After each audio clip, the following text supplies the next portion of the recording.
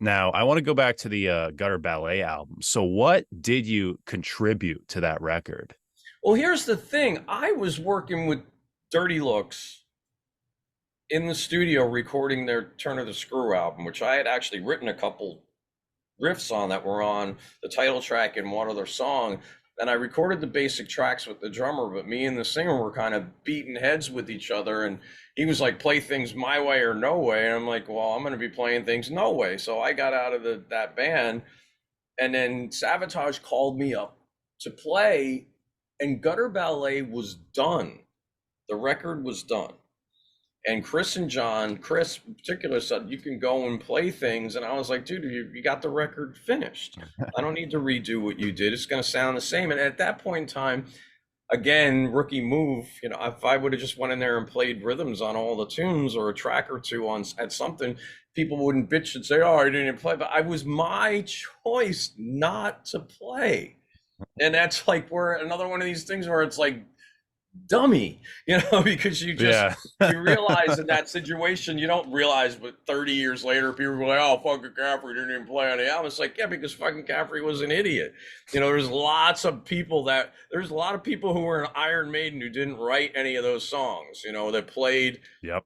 on the records, or maybe not even on the records, you don't even know sometimes. But I had the opportunity to play on a record that I wasn't there creating. I watched John write of Rage and War in a tour bus, and I watched him, record the ideas for Gutter Ballet in rehearsal before the song was even done. I was still hanging out with those guys.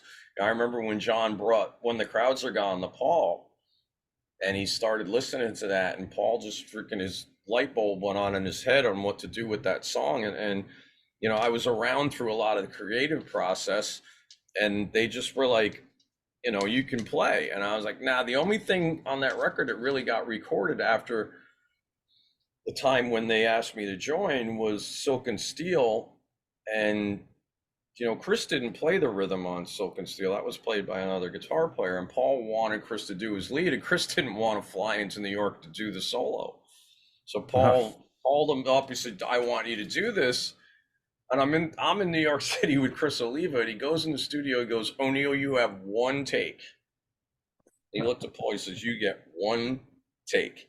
Now they started, and I had to stop the tape once for something, but they went back, and Chris played what you heard on that record in the one take. And Paul's not a one Wow. take person. Paul would have wanted three or four, or had a chance to listen to him and then have him do one final thing and whatever, because Paul's a really detailed producer. And Chris was like, I'm done, O'Neill. He's like, one more. He goes, I told you, you have one take. So we left there and went to a Mexican restaurant and drank margaritas, and he flew home later that night.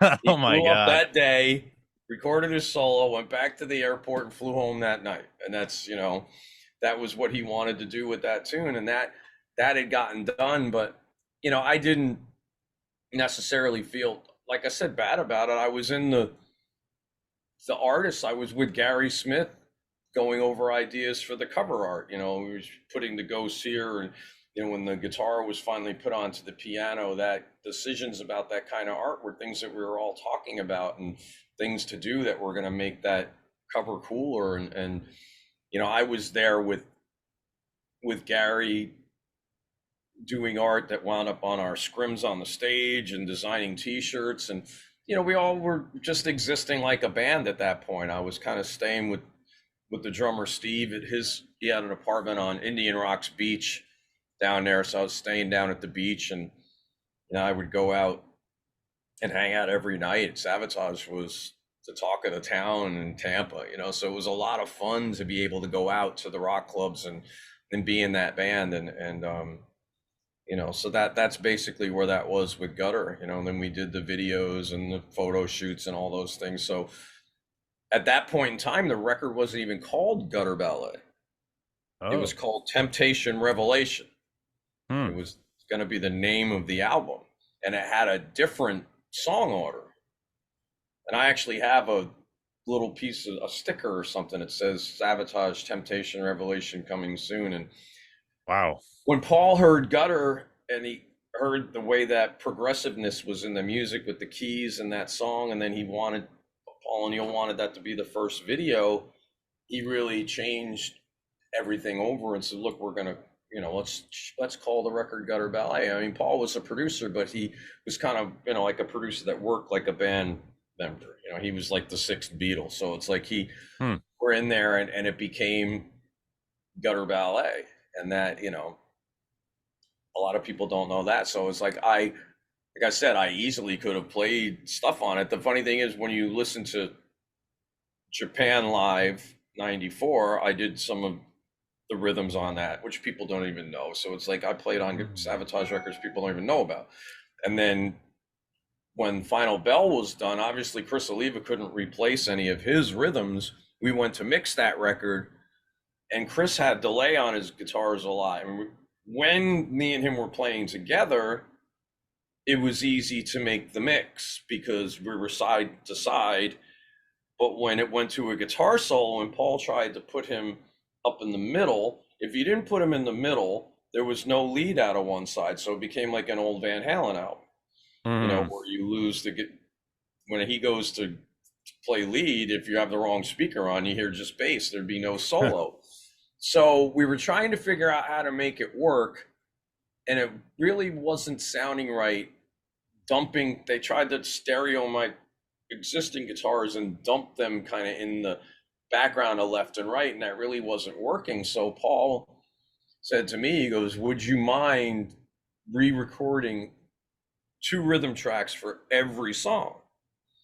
And I was like, why would I mind finding Sabotage? So I got to go in the studio, and that Final Bell Ghost in the Ruins record, I got to do every single one of those Sabotage songs in the studio.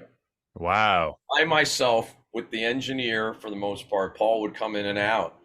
But you want to talk about the ghosts? Imagine sitting there playing along with Chris's stuff, and Chris taught me to play.